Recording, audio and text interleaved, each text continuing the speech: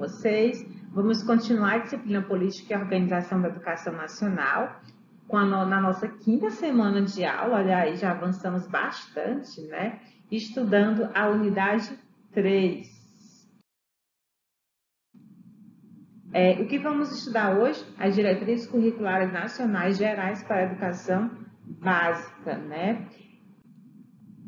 O que são as diretrizes curriculares nacionais, também conhecida como DCNS, que é a sigla, né, do nome Diretrizes Curriculares Nacionais, DCNS.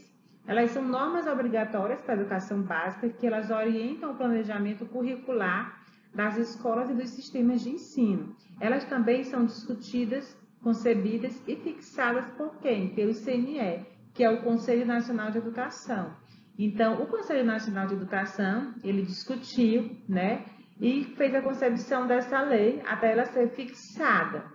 Mesmo que depois que foi elaborada a BNCC, que certamente vocês já ouviram falar, que é a Base Nacional Comum Curricular, né, essas diretrizes, elas continuam valendo, porque as diretrizes são documentos complementares, né?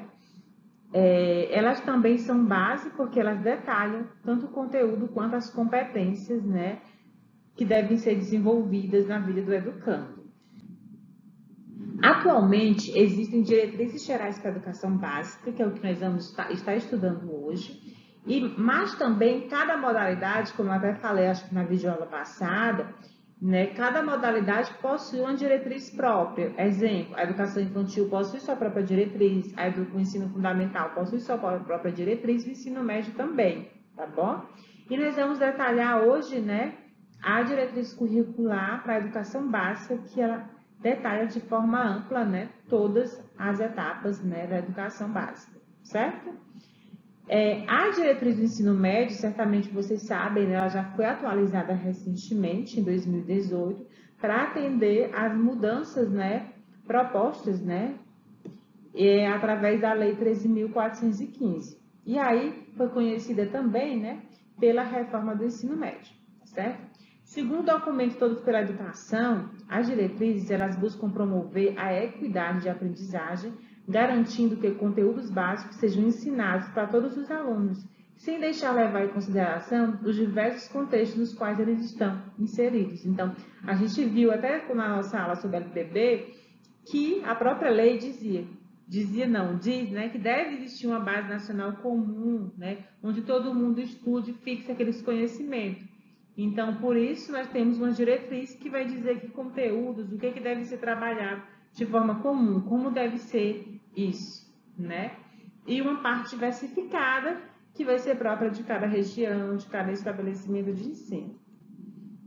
Então, o que são e qual a função das diretrizes curriculares, né? As diretrizes curriculares, elas são um conjunto de definições doutrinárias sobre princípios, fundamentos, procedimentos na educação básica, que orientam as escolas na sua organização, na sua articulação, no seu desenvolvimento e na avaliação das suas propostas pedagógicas. Elas têm origem na própria LDB, né, a Lei de Diretrizes e Bases da Educação Nacional, número 9.394 de 96, que diz lá que é uma incumbência da União estabelecer em colaboração com o Estado, Distrito Federal e município competências e diretrizes para a educação infantil, ensino fundamental e ensino médio, que vai nortear os currículos e os conteúdos mínimos, de modo a assegurar a formação básica comum, né, a todos os brasileiros. Então, a partir daí surgiu quem? As diretrizes curriculares nacionais para a educação básica. O processo de definição das diretrizes curriculares conta com a participação de diversos entes, né, ou esferas da sociedade, desde o Conselho Nacional das Secretarias Estaduais de Educação, que é o CONSED, a União Nacional dos Dirigentes Municipais de Educação, UNDIME, e a Associação Nacional de Pós-Graduação e Pesquisa em Educação, que é a ANPED. Também teve a participação de docentes, de dirigentes municipais e estaduais de ensino, bem também como pesquisadores e representantes de escolas privadas. Então, as diretrizes curriculares preservam a autonomia dos professores, né? Então, essas diretrizes curriculares, elas visam preservar, sim, a questão da autonomia da escola, da proposta pedagógica, incentivando as instituições a montar o seu currículo, recortando dentro das áreas de conhecimento os conteúdos que lhe convém para a formação daquelas competências que são explícitas das diretrizes. Então, as escolas devem trabalhar esses conteúdos básicos nos contextos que lhes parecem necessários, considerando o perfil dos alunos que atendem, a região em que estão inseridos e outros aspectos locais relevantes. Então, aqui no Piauí, né, onde estamos inseridos, nós temos aqui 2 polos da Universidade Aberta, né, Parnaíba e Paulistana. Cada um tem uma realidade diferente. Então, se a gente for ver, né, lá em Paulistana, a realidade dos alunos, o perfil desse aluno é diferente do perfil do aluno de Parnaíba. Então, esses aspectos locais, eles devem ser considerados, né, na hora da formação desse currículo. Então, por isso que existe uma parte diversificada do currículo, porque ele vai variar. Agora, essa base comum, né, de formação comum, ela tanto em Parnaíba quanto Paulistana vai ser a mesma, que é a formação comum a todos os alunos.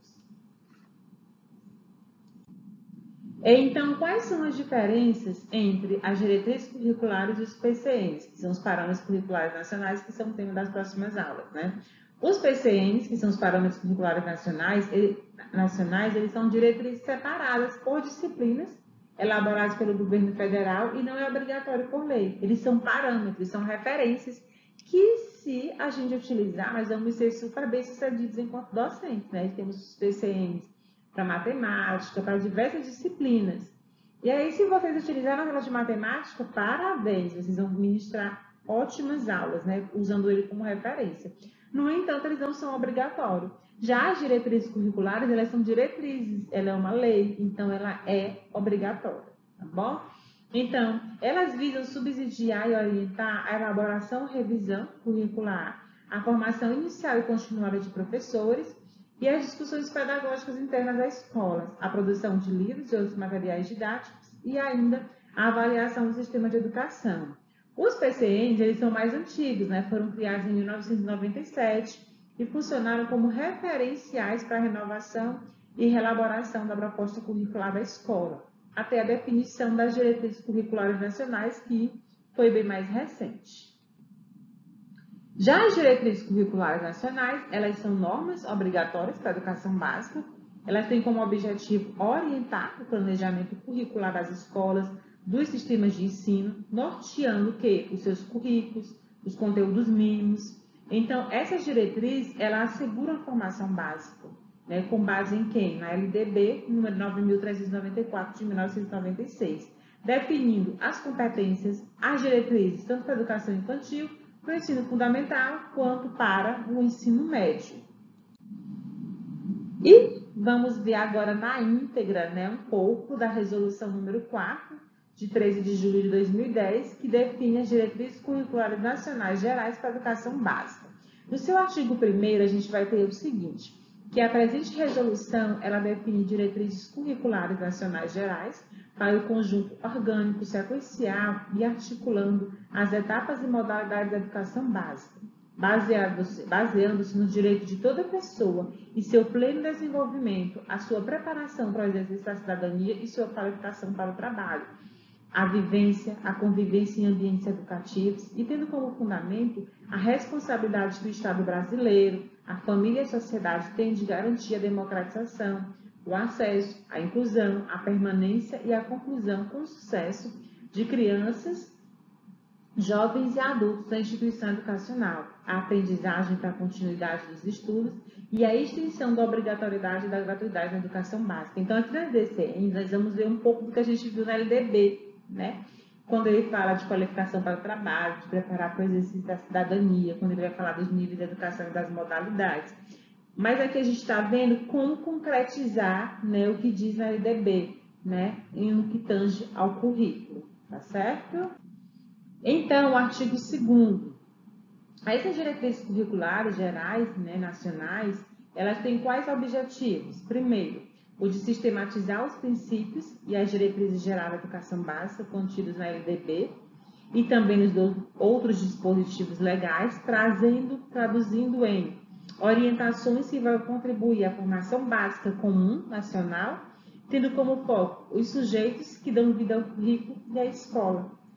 O segundo objetivo é estimular a reflexão crítica e propositiva, que deve subsidiar a formulação, a execução e também a avaliação do projeto político-pedagógico da Escola da Educação Básica e ainda orientar os cursos de formação inicial e continuada de docentes e demais profissionais da educação básica, os sistemas educativos dos diferentes entes federados e também as escolas que integram indistintamente a rede a que pertencem.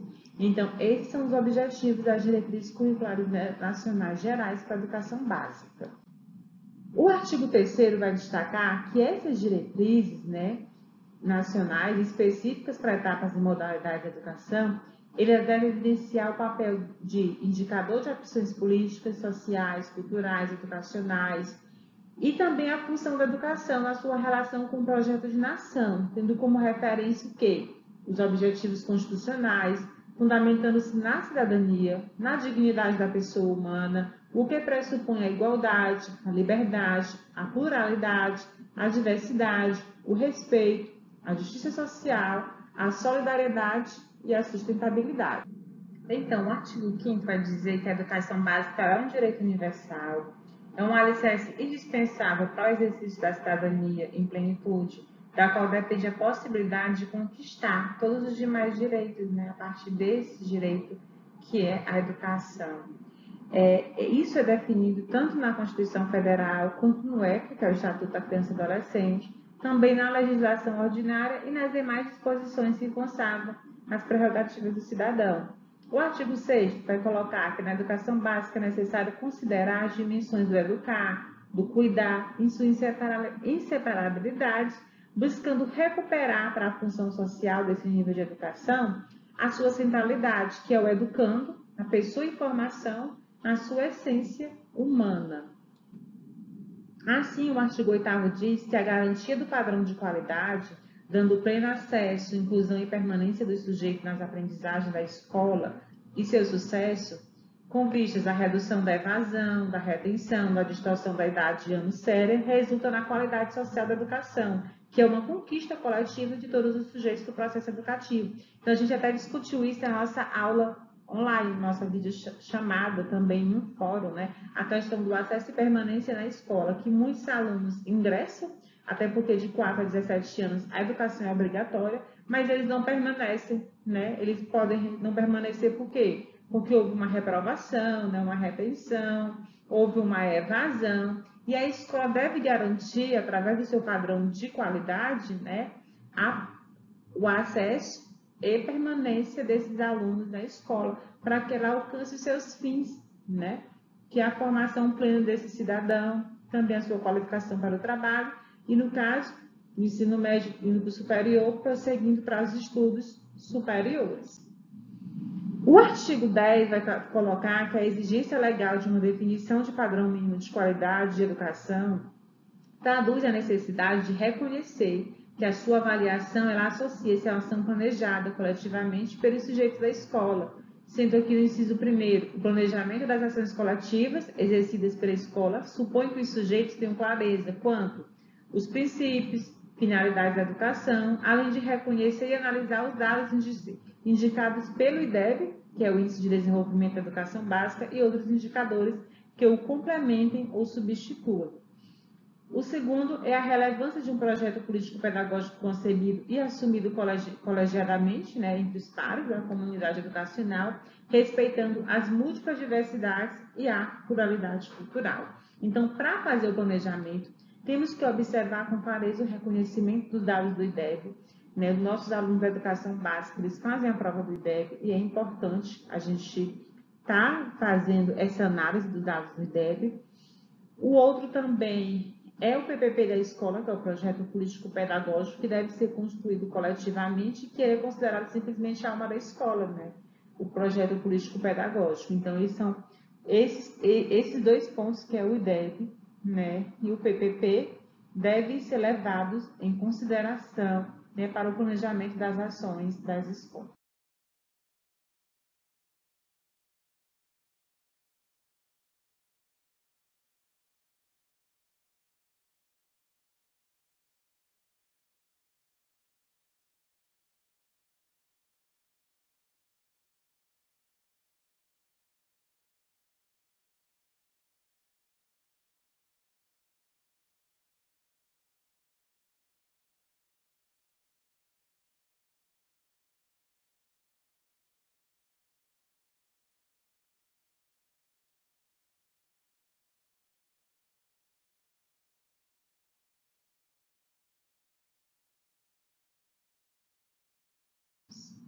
Artigo 12. Cabe aos sistemas educacionais, em geral, definir o programa de escolas de tempo parcial diurno, matutino ou vespertino, tempo parcial noturno e tempo integral, que é turno e contraturno, ou turno único com a jornada escolar de 7 horas, no mínimo durante todo o período letivo, tendo em vista a amplitude do papel socioeducativo atribuído ao conjunto orgânico da educação básica, o que requer uma outra organização e gestão do trabalho pedagógico. Então, aqui vem a novidade, né, da escola de tempo integral, não apenas as escolas matutino e vespertino, como a gente via até um tempo atrás, mas também a escola de tempo integral, com a jornada escolar de, no mínimo, 7 horas.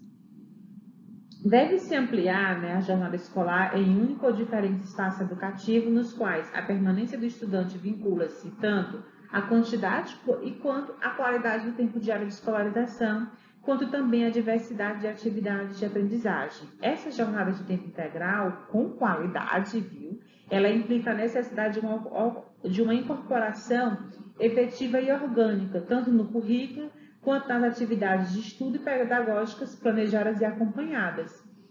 Esses cursos em tempo parcial noturno, eles devem também estabelecer uma metodologia adequada à idade, à maturidade, à experiência, né, de aprendizagem, para atender tanto jovens quanto adultos em escolarização no tempo regular e na modalidade da educação de EJA, que é a educação de jovens e adultos.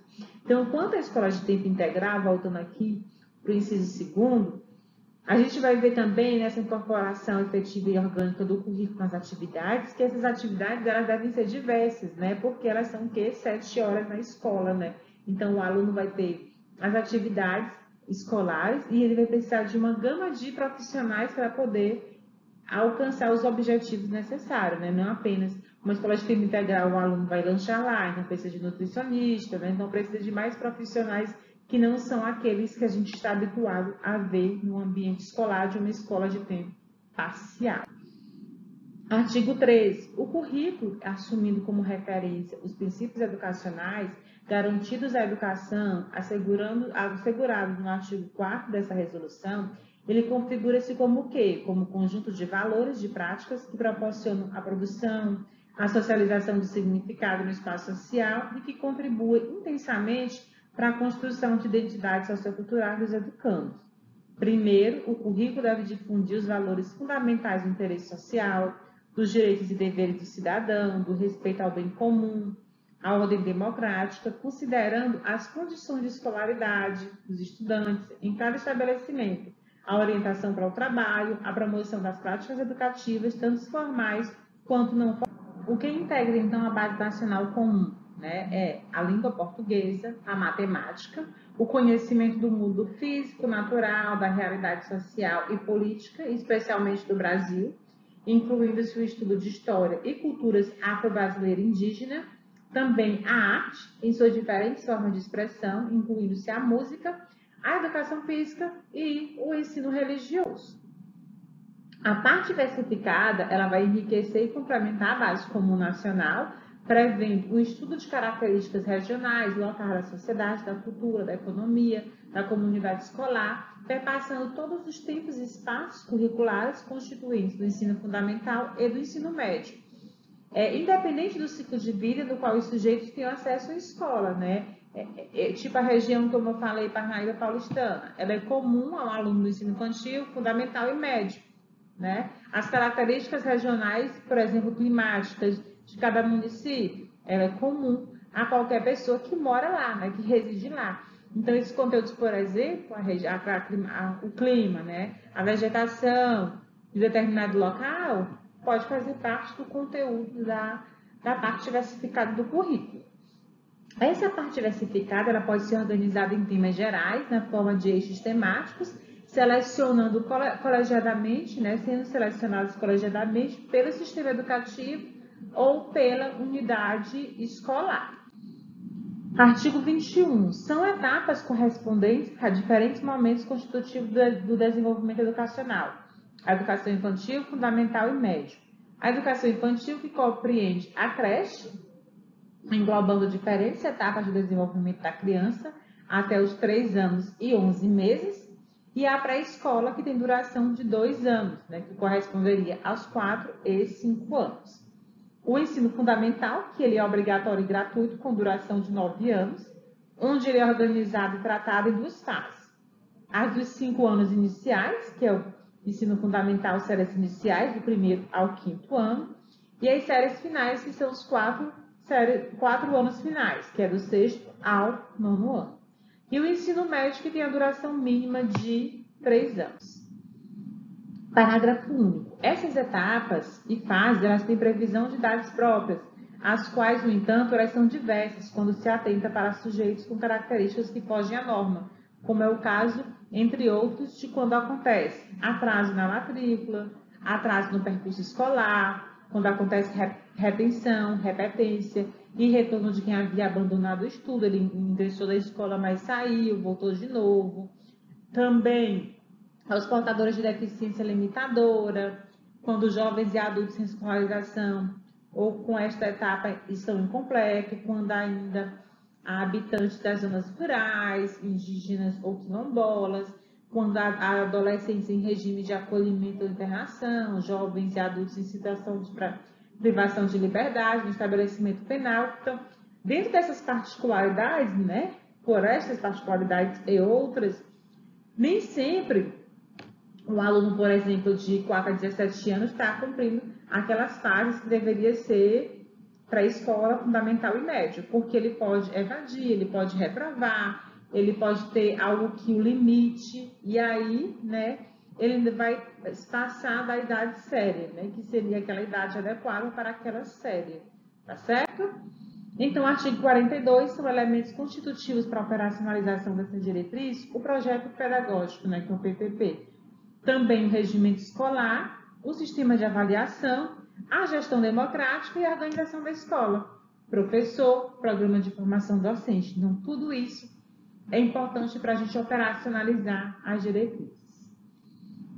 Artigo 47, a avaliação da aprendizagem, ela se baseia na concepção de educação que norteia a relação professor, estudante, conhecimento, vida e movimento. Deve-se, então, um ato reflexo de reconstrução da prática pedagógica avaliativa, que é a premissa básica e fundamental para se questionar ou educar, transformando a mudança em ato, acima de tudo, um ato político. Então, essas são as nossas referências, as próprias diretrizes curriculares nacionais da educação básica, o documento que são e para quem serve as diretrizes curriculares do Todos pela Educação. Agradeço a atenção de todos. Leiam o texto de apoio, que é o próprio documento das diretrizes, e também estudem o fórum.